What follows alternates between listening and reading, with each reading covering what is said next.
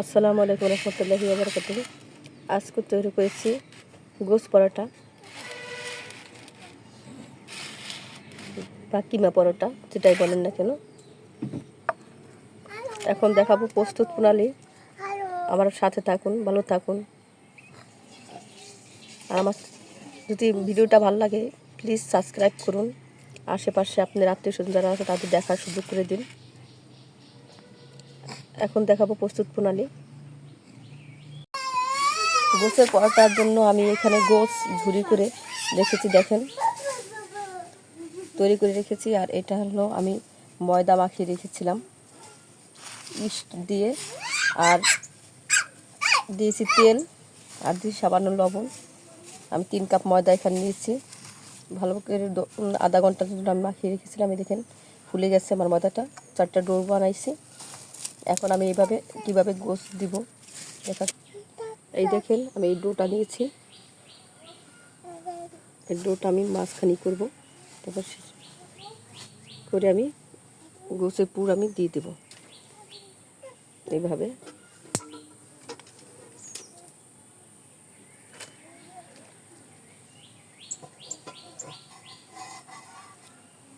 একটা ডো আমি কীভাবে বানালাম, এইভাবে আমি সবকটা ডো বানাবো।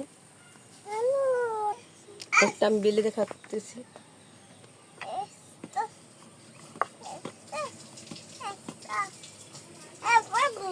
এইভাবে বেলে নেবেন।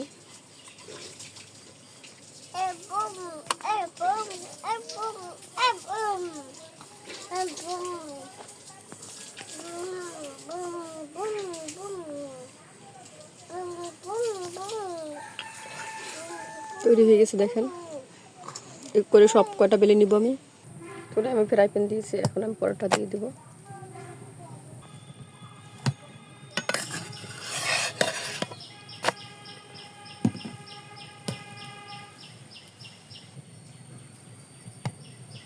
সকালের নাস্তায় এই পরোটাটা বেশ ভালো লাগে, আপনারা অবশ্যই বাসায় ট্রাই করবেন। দেখেন হালকা হালকা ফুলে গেছে। এখন উল্টে নিব। এই পিঠ মনে হয় ভাজা হয়ে গেছে। হ্যাঁ, ভাজা হয়ে গেছে। আমার বাচ্চা খাবে, স্কুলে যাবে, একদম পরে বায়না করেছে পরোটা।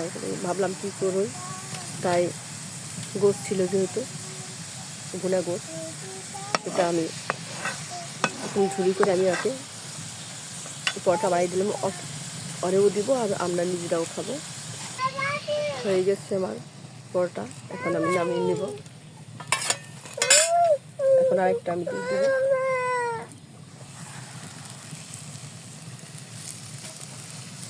এভাবে ভেজে নেব। দেখেন আমার পরোটা হয়ে গেছে। এভাবে আমি সবকটা পরোটা তৈরি করে নিব। তোমার মেয়ে স্কুলে যাবে, এর জন্য আর দিচ্ছি আমি, আর আপনাদের কেটে দেখাচ্ছি যেহেতু ও খাবে। প্লিজ আমার চ্যানেলটা ভালো লাগলে সাবস্ক্রাইব করুন, আমার ভিডিও আমার পাশে থাকুন। এই দেখুন